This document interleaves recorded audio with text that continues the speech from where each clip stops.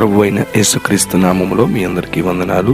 ఈ రోజు దేవుని వాక్యము మత్తయి సువార్త 6వ అధ్యాయము 25వ వచనం. అందువలన నేను మీతో చెప్పిందేమనగా, ఏమి తిందుమో ఏమి త్రాగుదుమో అని మీ ప్రాణమును గూర్చి అయినను, ఏమి ధరించుకుందుమో అని మీ దేహమును గూర్చి అయినను చింతింపకుడి. ఆహారము కంటే ప్రాణమును, వస్త్రము కంటే దేహమును గొప్పవి కావా?